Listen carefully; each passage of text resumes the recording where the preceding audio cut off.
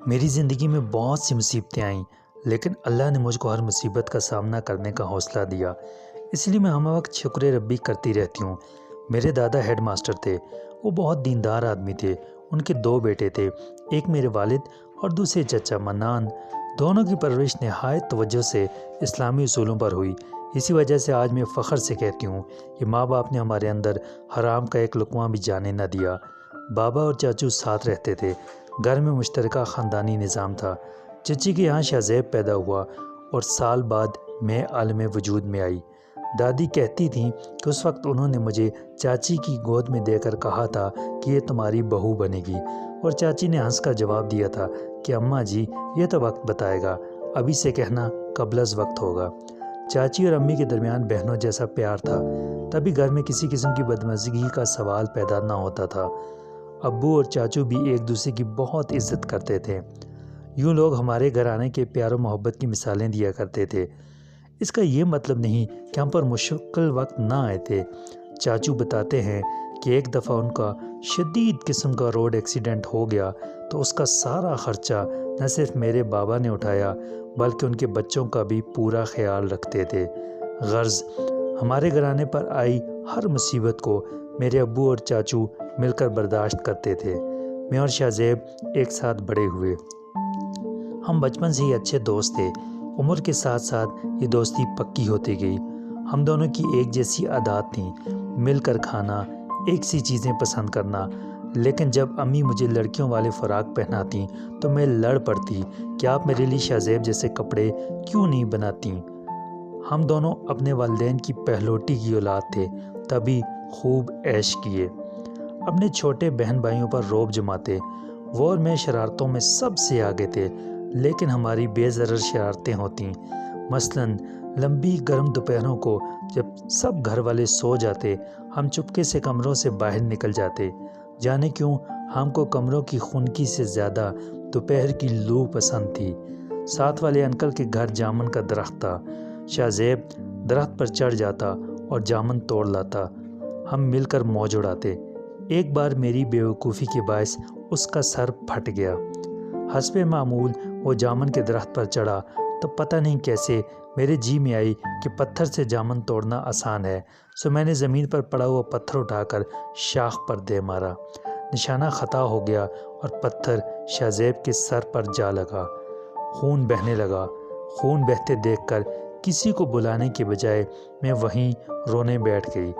وہ خود ہی نیچے اتر آیا اور اندر جانے کے بجائے مجھے چپ کرانے لگا۔ میری آواز پر امی بابا باہر آئے تو شہزیب کی پٹی کرائی۔ شام کو چاچو نے ہم کو خوب ڈانٹا۔ تب ہم نے توبہ کی کہ آئندہ جامن توڑنے کے لیے درخت پر نہ چڑھیں گے۔ چاچو سے وعدہ کیا کہ ہم دوپہر میں آئندہ باہر نہیں جائیں گے۔ وعدہ توڑنے کی صورت میں انہوں نے دھمکی دی کہ وہ شہزیب کو سائیکل اور مجھ کو چوڑیاں لا کر نہ دیں گے۔ ہم دونوں نے 2 دن صبر کیا، لیکن یہ ہماری ہمت سے باہر تھا، سو ہم پھر اپنی روٹین پر واپس آ گئے۔ ہم نے پھر سے شرارتیں شروع کر دیں۔ چپکے سے دوپہر کو گھروں کی گھنٹیاں بجا کر بھاگ آتے تھے، کیونکہ ساتھ والے انکل نے جامن کا پیڑ ہی کٹوا دیا تھا۔ ایک دن ہمسائے نے ہم کو گھنٹیاں بجاتے پکڑ لیا اور سیدھا چاچو کے پاس لے گیا۔ اس روز جو ہماری مرمت ہوئی وہ آج تک یاد ہے۔ ساری گرمیاں باہر گزارنے کا نتیجہ یہ نکلا کہ مجھے بخار ہو گیا۔ اگلے دن بارش ہونے لگی تو میں حسرت بھری نگاہوں سے شہزیب کو نہاتے دیکھ رہی تھی۔ امی جیسے ہی وہاں سے گئیں، شہزیب نے مجھے بلا لیا۔ رانیہ باہر آؤ، دیکھو کتنی مزیدار بارش ہو رہی ہے، تم بھی نہاؤ۔ میں تو پہلے ہی چاہ رہی تھی۔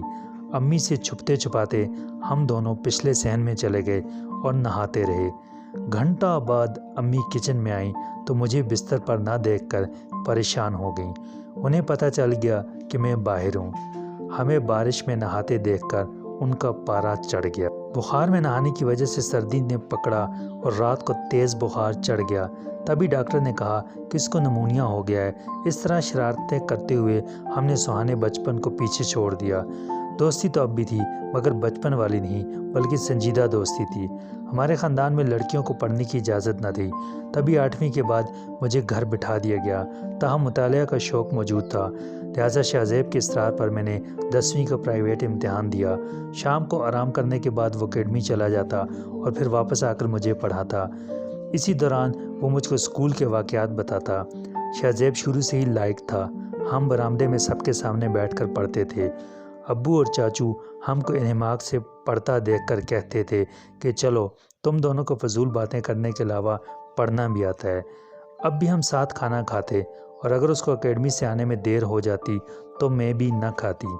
ایک دن میری خالہ زاد آمنہ آئی، بولی رانیہ تم کتنی خوش قسمت ہو، جس کو پسند کرتی ہو شادی بھی اسی سے ہوگی۔ میں نے حیران ہو کر اسے دیکھا، کیا مطلب؟ وہ بولی مطلب یہ کہ کل خالہ امی کو بتا رہی تھی کہ رانیہ کا کوئی مسئلہ نہیں، یہ میری نگاہوں کے سامنے رہے گی۔ آمنہ کچھ دیر بیٹھی مجھ سے باتیں کرتی رہی مگر وہ میری سوچوں کو ایک نیا رخ دے گئی۔ کیا واقعی میں اس کو چاہتی ہوں؟ لیکن چاہت کیا ہوتی ہے نہیں معلوم، کیونکہ وہ تو صرف میرا دوست ہے۔ میں نے اپنے آپ کو اطمینان دینے کے لیے سوچا تھا۔ یہ مجھے بعد میں پتہ چلا کہ چاہت کس درد کا نام ہے جب میں نے اس کو کھو دیا۔ ایک دن میں نے سوچا چلو اس سے تو پوچھوں، دیکھوں کیا کہتا ہے۔ اس نے کہا رانیہ مجھے سب پتہ ہے لیکن ابھی میں اس رشتے پر سوچنا ہی نہیں چاہتا کیونکہ ابھی مجھے بہت پڑھنا ہے۔ آئندہ مجھ سے اس بارے میں بات مت کرنا۔ میں چپ ہو گئی تھی، اتنا بھی نہ پوچھ سکی کہ اتنا تو بتا دو کہ تم مجھ کو اپناؤ گے یا نہیں۔ میٹرک میں وہ اول پوزیشن لایا اور میں بھی اچھے نمبر لائی تھی۔ وہ انجینئر بننا چاہتا تھا، اس لیے دل لگا کر پڑھائی شروع کر دی۔ اب وہ مجھے کم ہی وقت دے پاتا تھا۔ کالج سے گھر آ کر دیر تک آرام کرتا، پھر اکیڈمی چلا جاتا، واپس آ کر ٹی وی دیکھنے لگتا، پھر پڑھنے چلا جاتا۔ اب وہ صرف اتوار کو مجھے پورا سبق پڑھا دیتا تھا جس کو میں ہفتہ بھر یاد کرتی رہتی۔ اتنی محنت کرنے کے باوجود شاہ زیب کے نمبر اس بار کم آئے تو وہ بہت افسردہ ہو گیا۔ میں نے اس کو تسلی دی کہ کیوں تم اتنے پریشان ہو، اس مرتبہ نمبر کم ہے تو کیا ہوا، تم مزید محنت کرو، انشاءاللہ اگلے سال اچھے نمبر لے آؤ گے۔ اس نے ایک تھکی تھکی نظر مجھ پر ڈالی اور کہا رانیہ تم کو نہیں پتا یہاں کتنی بے انصافی ہوتی ہے۔ ہماری کلاس کے نالائق لڑکوں کے نمبر مجھ سے کہیں زیادہ ہیں۔ آخر ایسا کیوں کر ہو جاتا ہے؟ کیا محض دولت کے بل بوتے پر یا پھر تعلق کی وجہ سے؟ تم کو گمان ہے کہ محنت کرنے میں کامیابی ہے؟ شاہ زیب ایسا مت سوچا کرو۔ نہیں رانیہ تم نہیں جانتی دنیا میں کیا ہو رہا ہے۔ لوگ تو آج کل پیسے کی خاطر اپنا ایمان تک بیچ دیتے ہیں۔ کاش میں امیر ہوتا یا پھر میرے پاس ایسا ذریعہ ہوتا کہ میں، لیکن اب تو خودکشی کرنے کو دل چاہتا ہے۔ اس کی باتیں سن کر میں ڈر جاتی تھی کہیں وہ کوئی غلط قدم نہ اٹھا لے۔ انہی دنوں میرا رزلٹ آیا، میں پاس ہو گئی، مگر عجیب بات یہ ہوئی کہ شاہ زیب نے مبارکباد دینا تو درکنار مجھ سے اتنا بھی نہ پوچھا کہ تمہارے کتنے نمبر ہیں۔ میں بہت دل برداشتہ ہو گئی، یوں لگ رہا تھا کہ وہ مجھ سے دور، بہت دور ہوتا جا رہا ہے۔ ہمارے خاندان میں لڑکیوں کی شادی جلد ہو جاتی تھی مگر میں اپنی ہم عمروں میں کمواری رہ گئی تھی۔ میرے والدین نے صرف شاہ زیب کی وجہ سے میرے کئی رشتے ٹھکرا دیے تھے۔ ان دنوں کچھ نہ سوچتا تھا کہ کیا کروں، خالی اس ذہن بیٹھی رہتی یا سارا دن اوٹ پٹانگ سوچتی رہتی۔ کچن میں کام کرنے جاتی تو سارا کچھ جلا کر آ جاتی۔ انہی دنوں شاہ زیب میں پھر تبدیلی آ گئی، وہ دوبارہ خوش رہنے لگا۔ وہ پہلے کی طرح سب سے ہنس ہنس کر باتیں کرتا تھا، لیکن اس نے مجھ سے جو دوریاں اختیار کر لی تھیں وہ جوں کی توں تھیں۔ 1 سال گزر گیا، شاہ زیب کی دوسرے سال کا رزلٹ آ گیا۔ حالانکہ نمبر بہت زیادہ نہیں تھے لیکن وہ بہت خوش تھا۔ سب گھر والوں کو باہر کھانے پر لے جانا چاہتا تھا مگر سبھی اپنی اپنی جگہ مصروف تھے، لہٰذا وہ کھانا گھر پر ہی لے آیا۔ سب نے کھانا کھایا، برتن سمیٹ کر میں چھت پر آئی تو شاہ زیب بھی میرے پیچھے آیا، کہنے لگا رانی تم ناراض تو نہیں ہو مجھ سے؟ کیوں ناراض ہونے لگی؟ وہ کچھ دیر کھڑا میرے ساتھ باتیں کرتا رہا کہ جیسے ہمارے بیچ دوریاں آئی نہ ہوں، لیکن ایک بات میں نے شدت سے محسوس کی کہ وہ بدل چکا تھا، اس کی ساری باتیں بدل چکی تھیں۔ کل تک جو اخلاق کی باتیں کرتا تھا آج اس کی باتوں میں صرف ایک ہی چیز تھی، دولت دولت اور دولت۔ وہ جتنا دولت کی ہوس میں ڈوبتا جا رہا تھا مجھ کو وہ اتنا ہی خود سے دور محسوس ہو رہا تھا۔ اگلے ماہ اس نے چاچو کو بتایا کہ اس کا داخلہ انجینئرنگ میں ہو رہا ہے۔ اس کے والد نے کہا کہ تمہارے نمبر تو کم ہیں، پھر داخلہ کیسے ہو سکتا ہے؟ میرا ایک دوست ہے جو بہت امیر ہے، اس نے داخلہ کروانا ہے، اس نے جواب دیا۔ باپ نے سمجھایا کہ تم اپنے دوست کا احسان کیوں لے رہے ہو؟ تو وہ بولا کہ جب انجینئر بن جاؤں گا تو سب کچھ اسے لوٹا دوں گا۔ شہزیب نے جس کالج میں داخلہ لیا اس میں ابو کے ایک دوست بھی پڑھاتے تھے۔ انہوں نے ابو کو آ کر بتایا کہ شہزیب پڑھنے کی طرف کم اور ایک لڑکی جس کا نام مونا ہے اس کی طرف زیادہ توجہ دیتا ہے، ساتھ یہ بھی کہ وہ دونوں کالج میں کم اور کینٹین میں زیادہ پائے جاتے ہیں۔ ابو یہ جان کر خاموش ہو گئے، تاہم انہوں نے اپنے بھائی کے کان میں یہ بات ڈال دی۔ چاچو کو بہت غصہ آیا کیونکہ انہیں شہزیب سے یہ امید نہ تھی۔ ان کا خیال تھا کہ بیٹے کو کم از کم ان کی عزت کا تو پاس رکھنا چاہیے۔ ایک دن چچا غصے میں گرج رہے تھے تو مجھے کسی انہونی کا احساس ہو رہا تھا۔ تبھی میں دروازہ بجا کر اندر داخل ہو گئی۔ سب مجھ کو دیکھ کر خاموش ہو گئے۔ بیٹھنے سے پہلے ہی بابا نے کہا کہ رانیہ بیٹا 4 کپ چائے بنا لاؤ۔ یوں لگا جیسے مجھے باہر بھیجنے کا بہانہ بنایا ہو۔ میں چپ چاپ باہر نکل آئی۔ شام کو شہزیب آیا تو چاچو نے فوراً اپنے کمرے میں بلا لیا۔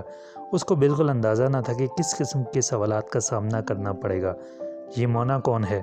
چاچو نے پوچھا۔ وہ حیران رہ گیا، پھر ہچکچاتے ہوئے بولا، میری دوست ہے۔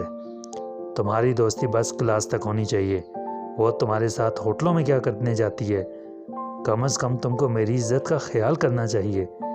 جب تابڑ توڑ ایسے سوالات ہوئے تو اس نے کہہ دیا، ابو فکر مت کریں، میں جلد ہی اس لڑکی کو آپ کی بہو بنا رہا ہوں۔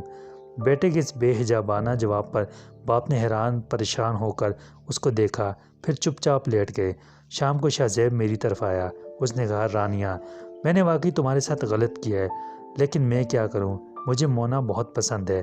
یاد ہے جب فرسٹ ایئر کے امتحان کے بعد میں بری طرح ٹوٹ چکا تھا تو مونا ہی تھی جو میری مدد کو آئی۔ اس نے یقین دلایا کہ وہ پوری طرح سے میری مدد کرے گی۔ انجینئرنگ میں داخلہ بھی اسی نے کرایا۔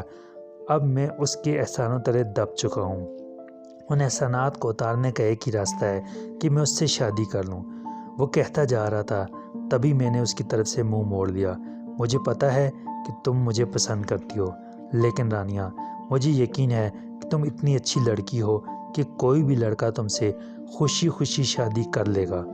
میری آنکھوں سے آنسو بہنے لگے۔ میں واقعی مونا کو پسند کرتا ہوں۔ اس کی یہ الفاظ میرے کانوں میں برچھیوں کی طرح لگے۔ چیخ چیخ کر کہنا چاہتی تھی، تم مونا سے نہیں، اس کی دولت سے پیار کرتے ہو، لیکن آنسوؤں نے مجھے یہ کہنے کا موقع نہ دیا۔ ایک دن چاچی آئیں، بہت ہی بجھی تھیں، تھوڑی دیر خاموش بیٹھی رہیں۔ امی نے حال احوال پوچھا تو بھی ان کی زبان نہ کھل رہی تھی۔ آخر کار گویا ہوئیں کہ میں رانیہ کو اپنی بہو نہیں بنا سکتی۔ وہ معذرت کر رہی تھیں اور امی بت بنی ہوئی تھی۔ بس اسی قدر کہا کہ شاید اس کی قسمت اس گھر میں نہیں تھی۔ یہ کہہ کر آنسو چھپانے لگیں۔ چاچی نے بھی نظریں نیچے رکھیں تاکہ ان کے آنسوؤں کو نہ دیکھ سکے۔ انہی دنوں میرا رشتہ آ گیا۔ لڑکا سعودی عرب میں تھا اور وہاں اس کی اپنی ورکشاپ بھی تھی۔ امی شاید اسی انتظار میں تھیں۔ انہوں نے فوراً ہاں کہہ دی۔ 1 ماہ بعد احمد کے گھر میں دلہن بن کر چلی گئی۔ احمد بہت اچھے انسان تھے اور میری ساس تو مجھے بیٹی جانتی تھیں۔ آہستہ آہستہ میں شہزیب کے غم کو بھولنے لگی۔ 2 سال گزر گئے۔ میں 2 بچوں کی ماں بن گئی۔ اپنے میکے بہت کم جاتی تھی کیونکہ شہزیب کو دیکھ کر میرا غم تازہ ہونے لگتا تھا۔ امی بھی میرے جذبات سے واقف تھیں، اس لیے زیادہ تر خود ملنے آ جاتی تھیں۔ پچھلے دنوں چاچی کی طبیعت خراب تھی۔ میں ان سے ملنے گئی تو شہزیب کی حالت دیکھ کر حیران رہ گئی۔ وہ خاصا بیمار لگ رہا تھا۔ اس کی بہن نے بتایا، آپ کی شادی کے بعد بھیا کو احساس ہوا کہ وہ آپ کو کھو کر کس قدر غریب ہو گیا ہے، مگر ان دنوں دولت کی چاہ نے اس کی آنکھوں پر پٹی باندھ دی تھی۔ بعد میں مونا سے ویسی چاہت نہ رہی جیسی پہلے محسوس ہوتی تھی۔ تب انہوں نے اس کی جانب توجہ بھی کم کر دی۔ مونا کا دل ٹوٹ گیا۔ انہی دنوں اس کے لیے ایک امیر لڑکے کا رشتہ آ گیا تو اس کے والدین نے دباؤ ڈال کر ہاں کرا دی۔ وہ بھی شہزیب کے گریز کو محسوس کرنے لگی تھی۔ اس کی بہن یہ سب کچھ بتا کر چلی گئی، مگر میں وہاں بیٹھی سوچتی رہ گئی کہ دولت کی چاہت میں اندھے ہو کر جو لوگ اپنے بچپن کے ساتھی کو گنوا دیتے ہیں ان کا انجام ایسا ہی ہوتا ہے کہ وہ خالی ہاتھ رہ جاتے ہیں۔ شہزیب میرے بچپن کا ساتھی پل پل میرا ساتھ نبھانے والا اکیلا رہ گیا تھا۔ اس کی ہنسی شوخی سب کچھ ختم ہو گئی تھی، لٹا لٹا سا۔ ماں نے کئی لڑکیاں دکھائیں، بہن اور باپ نے سمجھایا کہ اب شادی کر لو۔ کیا بوڑھے ہو کر کرو گے؟ جب بیوی آئے گی خود ہی دل لگ جائے گا، بچے ہو جاتے ہیں، زندگی کا ایک مقصد بن جاتا ہے، آدمی خود بہت جینے کی آرزو کرنے لگتا ہے۔ ایسی باتیں شاہ زیب پر الٹا اثر کرتی تھیں، وہ خفا ہو جاتا یا پھر گھر سے نکل جاتا۔ ان دنوں چچی اس کے لیے بہت پریشان رہتی تھیں، کہتی تھیں کہ وہ وقت کہاں سے لاؤں جب تم کو کھو دیا اور مونا اس کی زندگی میں آئی۔ اے کاش اس سے بہتر تھا کہ یہ انجینئر نہ بنتا، انجینئر بن کر بھی کیا پایا، زندگی تو خالی کی خالی رہ گئی۔ دعا کرتی ہوں کہ خدا اسے سکون دے اور مجھے بھی سکون دے، تاکہ ہم دونوں اپنی اپنی زندگی ایک دوسرے کے بغیر چین سے جئیں اور کبھی کوئی ہماری شرافت کی طرف انگلی نہ اٹھا سکے۔